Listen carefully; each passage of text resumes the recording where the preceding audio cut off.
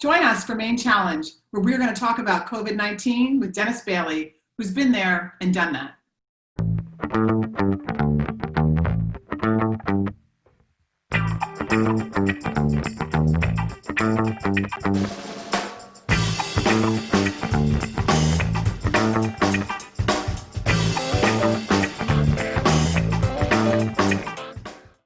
Welcome, and thank you for joining us on Maine Challenge today.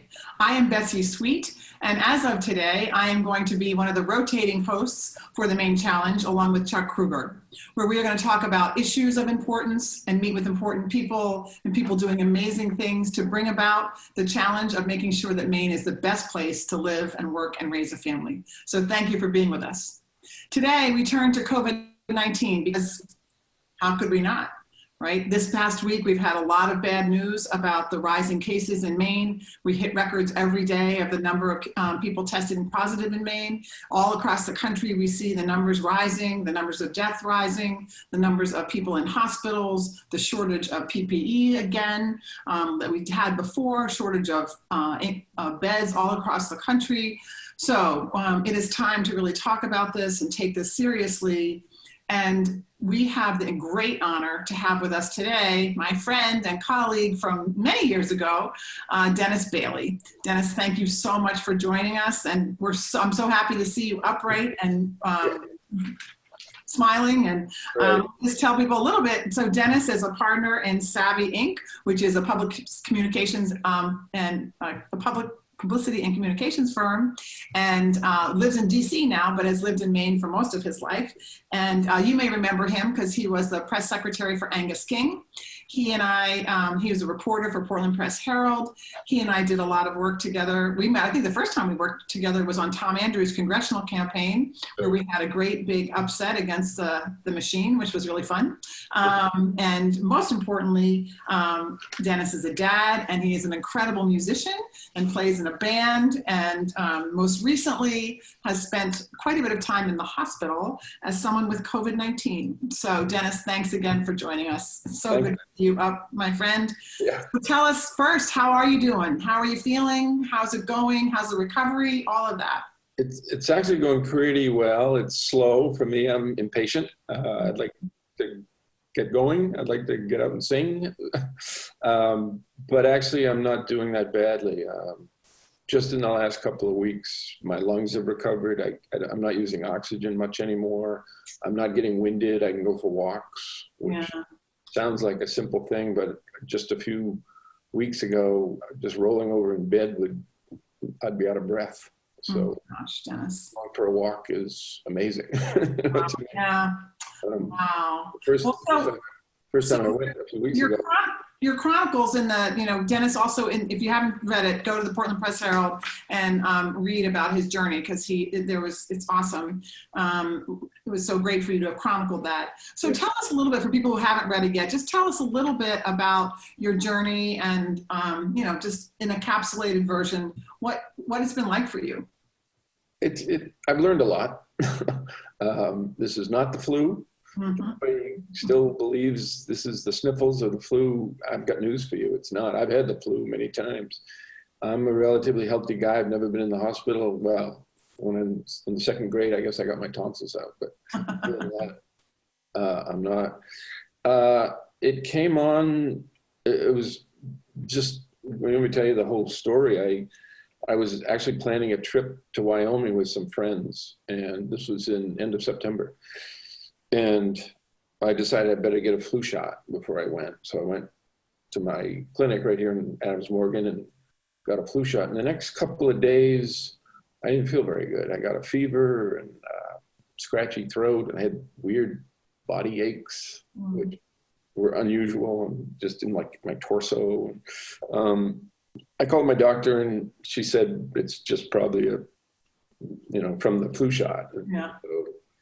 But over the next couple of days, I decided, since I'm taking this trip, I had a fever, I want to go get a COVID test, just to be sure. I didn't want to go to Wyoming and infect everybody. Yeah. And it came back positive. It kind of floored me. But for the next week, I was I was not feeling great. I had a fever. I was working still. I was getting around. It wasn't, I lost my appetite. I couldn't eat. I didn't lose my sense of smell or, Oh yeah, because I thought that was one of the telltale signs. yeah, a lot of people do. Yeah. So then by the end of the week, though, things went downhill. I really couldn't breathe, which I like breathing. And it was on Saturday, I called for an ambulance, and they came and they wouldn't take me. They said, well, you're not critical enough. You're speaking in full sentences and you're walking around. They just said, we could take you, but they'll send you home. So I said, okay. But the next morning I woke up and it was worse. I mean, I couldn't tie my shoes without just gasping for air. And I'd read an article about, how it infects your lungs and things. And I bought one of those little pulse oximeters. Oh yeah, finger things, yeah. Yeah. And the normal range is 95%. I was down to 70%. Yes. That's when I knew things were bad, and I called the ambulance, and there was no debate this time. They put me on oxygen and sent me right into the emergency room. And then I was there I was in the hospital for a month, and in the ICU for 2 weeks. Oh, Dennis. So in all of this, first of all, so it took you by surprise, right? Because you had been sort of doing all the precautions and stuff. Yeah. So, yeah. I mean, the most frequent question I get is, how do you think you got it? And I don't know. I mean, I did everything right. I was wearing a mask. I kept my distance. I didn't go into restaurants. Yeah. I think maybe my elevator, I thought maybe I got it when I went and got the flu shot, that I got it at the clinic. Maybe. Oh, yeah. But everybody was masked and taking precautions, and I don't know. I just luck of the draw. Yeah. Wow. Or the unluck of the draw. Yeah. Yeah, really. Yeah, that's for sure. Yeah. So Dennis, when you were there, I mean, through this whole thing, and this is sort of a big question, and it may not be even an interesting or fun one, but what to you seemed to be the hardest part? Was it the isolation? Was it not knowing? Was it, what was hardest for you? I think the hardest, well, there were several parts of it. The isolation was a problem.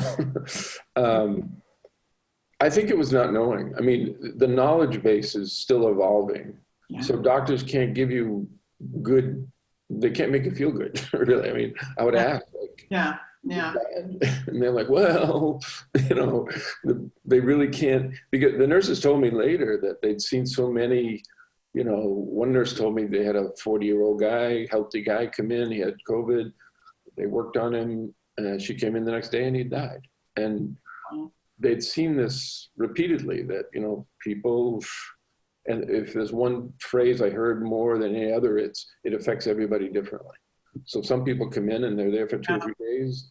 Other people are on a ventilator for a month. You just don't, and there's no sort of rhyme and reason. They can't, so they can't give you reassurance. I was always asking them, is this normal? is this the way it's supposed to be? Yeah, right.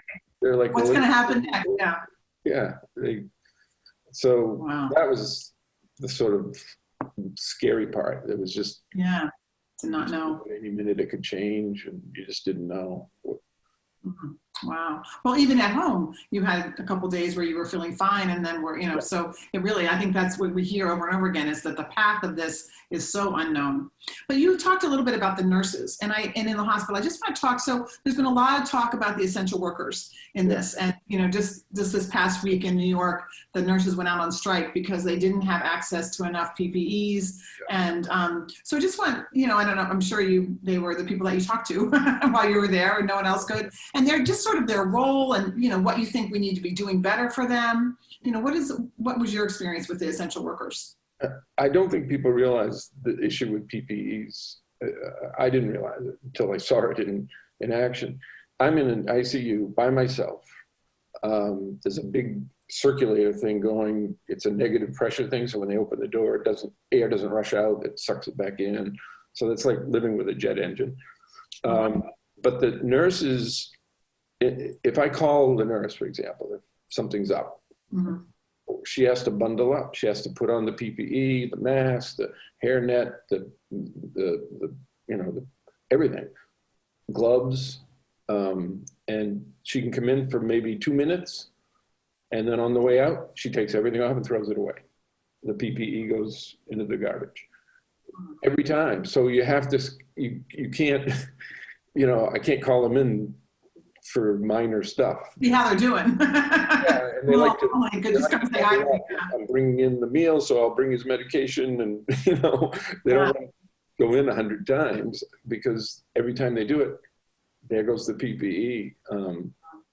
They're really, I couldn't say enough about, how good these people are and what they're doing and how much they're really willing to sacrifice and be on the front lines, because it's amazing. I mean, that's incredible. Around this virus daily, constantly, and taking precautions, but they could get it, Yeah, right.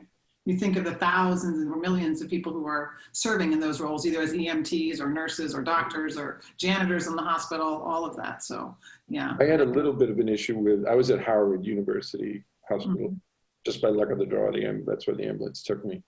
And they were great. I don't want to say anything bad about it, but it was, it's very, a lot of immigrants, doctors, which is nothing wrong with that. But the problem was this circulator thing, and they're masked and they have accents. I had a hard time understanding people. I'd have to have them repeat it 100 times. Sometimes I didn't know if they were telling me I was going to die or or you're doing well, or lift your head up, or whatever. It's really difficult. Yeah. Oh, wow. Yeah. Oh, my gosh. Well, so Dennis, I'm sure the irony of the fact that you and the president had COVID at about the same time is not lost on you. No, and it was very off-putting to me to be sitting in a hospital bed struggling and really having this torturous time, and to see him on TV trying to act like it's nothing. Yeah, get over it in a couple of days. Well, you're lucky, and he probably got some medicine that I didn't get. I don't know. Well, no, I'm sure that's true. I mean, I think that, to me, as watching it and knowing that you were there and other people that I know suffering with it, and then him to as you said, to really dismiss it, and just like to say it's nothing, and to sort of give fuel to the fire of the people who say it's a hoax. I'm sure for you it was a life-changing experience in lots of ways. Well, my twin brother Doug, who was also a former journalist, he's in Boston, and he was concerned about me, and he got really pissed off at the governor, at the president. And he ended up writing an article which was published in the Washington Post, saying it was awesome. It was really awesome. Yeah. Well, and so what is your? I mean, I am shocked every day by his policy indifference, and him sort of, I mean, now he's been. I mean, since the election, he's been MIA. Here we are, and not allowing his team to work with Biden's team, or anybody else, allowing Steve Bannon to say Fauci should be beheaded, and all of those things, right? It must it's horrible just as a political person, but I can imagine as someone who's political but also suffering, to hear that stuff must just put you through the roof. It was infuriating, and really just went to his core of lack of empathy and lack of understanding. And he looks at this thing as a political issue. When it first started, it was all about this is going to hurt me, so he has to pretend it doesn't even exist, that it's a hoax. And he still was saying it's a hoax. Remember, at the end of the campaign, he was saying, you watch, after the election, no one will be even talking about it. Well, people are talking about it. I mean, newsflash, right? Yeah. He wanted to ignore it. He just wanted to go away, and instead of addressing it. And it is infuriating. It's double infuriating, let me tell you, when you're in there with double oxygen masks on, listen to this guy saying, you can over a couple days. Oh, I can't even imagine what that's like. And then also all the sort of anti-maskers, the fact that, there's people saying it's a hoax, and that, I mean, I know you probably saw, but there was a nurse recently from, I think, North Dakota, who quit because she was treating people in the ICU who were telling her to take off her PPE, that it was a hoax. And they're in the ICU fighting for their lives, and they're saying, it doesn't mean anything, and how do you think, I mean, do you think we come back from the brink of making this a political issue, or getting this away from being a political issue? I don't know how we got to this point where, and I'm going to be political here, but yeah, please, that's what we're all about. But how did we get to this point where people don't believe scientists, they don't believe economists, they don't believe journalists, and they believe a reality TV star has a record of fraud and abuse, and and he's the guy people listen to. I can't explain it. It's cult-like. It's just all the truth and all the facts mean nothing, and it's like, I believe in Donald Trump, and he's a bad influence on people. I have relatives that just believe him, and they don't going to believe the truth and the facts, and I just think anybody who doesn't wear a mask is just being incredibly selfish and really just plain foolish. I mean, it must be. I mean, it must be. I just think how infuriating it must be. But I do think that this idea that we don't believe. Often in the past, right? We'd say, well, the only thing that's going to bring this country together, and sadly, is a crisis. If we 9/11 or if this isn't a crisis, we have more people dying, and all of that stuff. It's like, so it's so unusual. We have to retire the phrase, we used to say, avoid it like the plague, but people aren't avoiding it like the plague, Can't say that anymore. Oh, right. And so it's like, what is that? You're a communications guy, a PR guy. Like, what could be the message that would get people to eat? Well, I mean, I think there's some anti-maskers we're never going to get. But for the people who are sort of, saying, well, this is invading my personal freedom, or, I can't be bothered. It's really not, this is not about me. What's a message that actually gets to them? It's so illogical, their side, to me anyway, that I honestly don't know. I saw a video of a guy that was on an airplane. He was refusing to put on a mask, and everybody was yelling and screaming on him. And then the seatbelt light came on, and he puts a seatbelt on.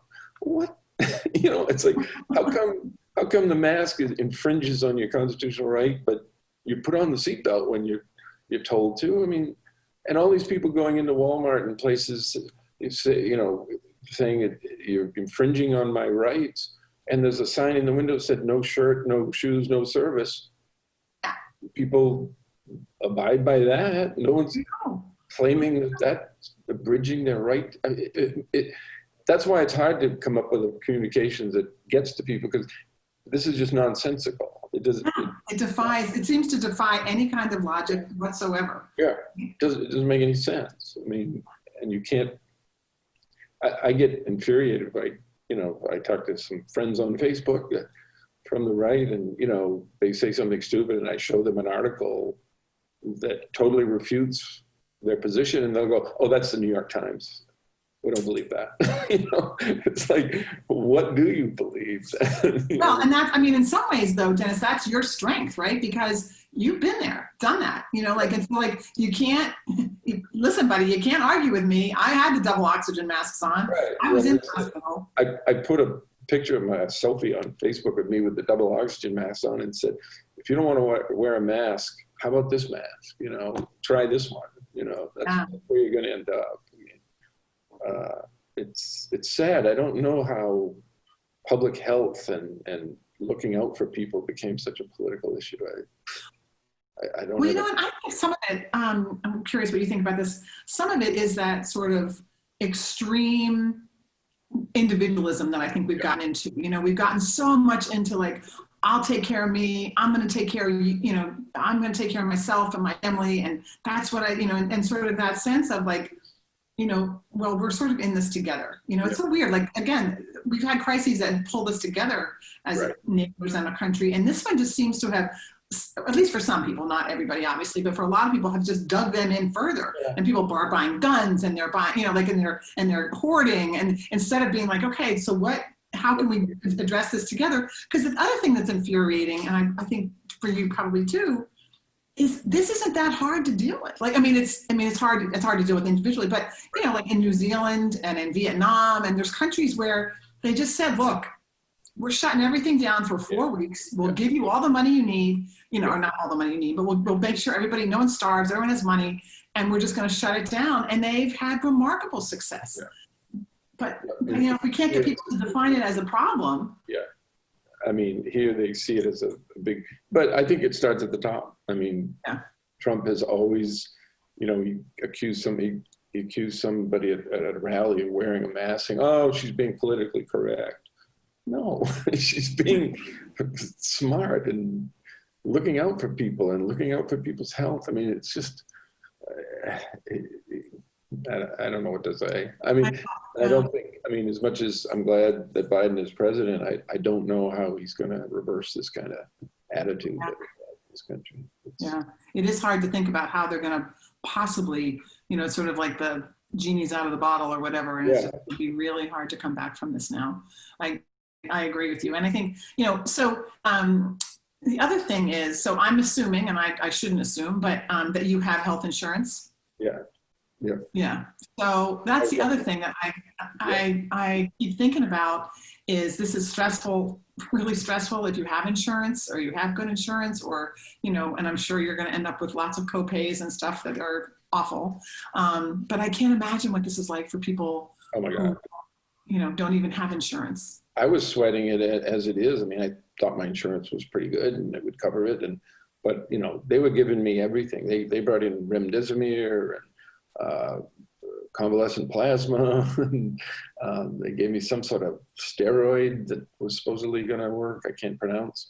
They were just heaping it on. And I was starting to get worried, like, Jesus, as it turns out, I guess I'm going to be okay. I mean, I've got a few bills, but it's not going to put me under. But yeah, you're right. I mean, for some people, this thing would be devastating financially, economically. It just do you in?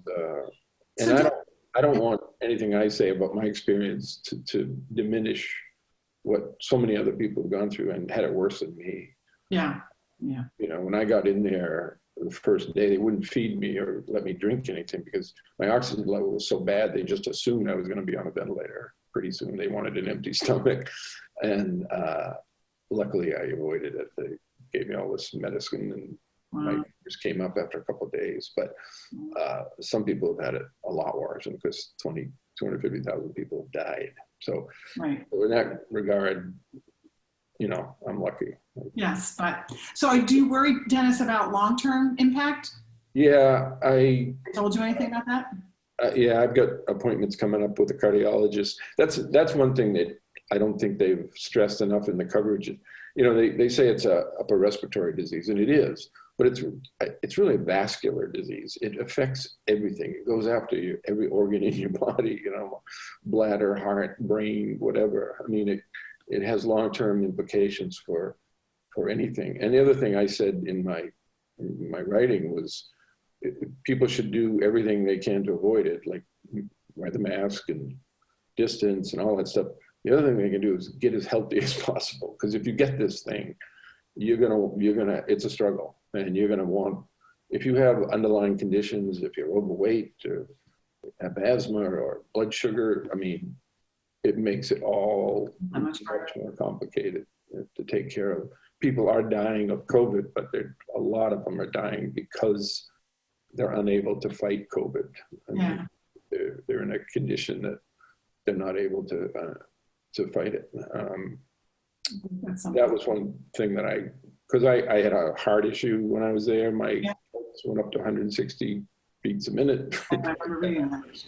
They had to bring in the paddles. Scary, huh? That was one of the scary days. I asked the doctor when he was putting the paddles on me, I said, have you ever lost anybody in a procedure like this? And he said, well, not me personally. I was like, wrong answer. Yeah, right. Well, and that's really hard, I mean, again, as you were saying, that uncertainty of like not knowing exactly what's going to happen. I'm in a position like, please lie to me. Yeah, right, just lie to me. Just say, no, this is fine. Oh, this is routine. They brought in the whole staff to watch it happen. Like I was a little bit of a guinea pig. Yeah. Let's see what happens to Dennis. Yeah. It was like watching a car. Buddy. Well, I'm glad we can laugh about it. I know. I did want to say there was no, as far as I know, that's, I got to talk to the cardiologist, but they thought maybe I would develop AFib.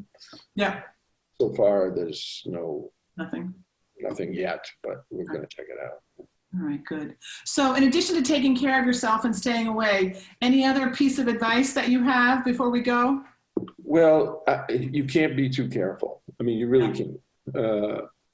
You can't like, oh, I'll just this once I'll go to a restaurant with 50 people. You just it can affect anybody, and it doesn't discriminate, and it's not worth taking chances with it. I mean, honest to God, I wish I had known. I wish I knew how I got it. But so you could avoid it and tell other people to avoid it. I could have touched something. I ride the metro. I mean, but the metro, it's really clean. There's hardly anybody on it anymore. Everybody's in masks. I don't know. I just don't know. It's hard to know.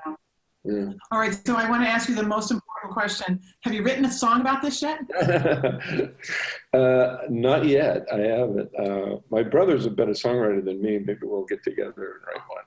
Yeah, the COVID rag or something. Really, yeah. There's got to be something, Dennis, that comes out of this. That's some positive thing. So. Well, the whole COVID thing is going to have a big impact on life in general. I think going forward, I think it's the plague. It's going to impact lives for years to come. Even if they get a vaccine, it's going to be years before we crawl out of this thing. Well, and hopefully we figure out a way to use it to bring us together and not drive us further apart. And I think it starts at the top. I think Joe will be a better model or role model for this than we've had. Well, thank you so much. I really appreciate it, Dennis, for sharing your story. As I said, my friend, I'm so happy to see you upright and feeling better and a little color in your cheeks. And please take it easy. Yeah. Don't try and do too much too fast. So just take it easy. And it's not a marathon. Right, exactly. So, so thank you so much. And so to all of you, thank you so much for tuning in to the Maine Challenge. Please join us next week when Chuck Kruger will be hosting. And we are very excited about the next couple of weeks as we look back. We're going to be looking back on elections and what they meant. We're going to be keeping tabs on COVID. We will give you updates on Dennis and making sure that he's doing all right. And we are so grateful to have you join us. Thanks for this week. This is the Maine Challenge.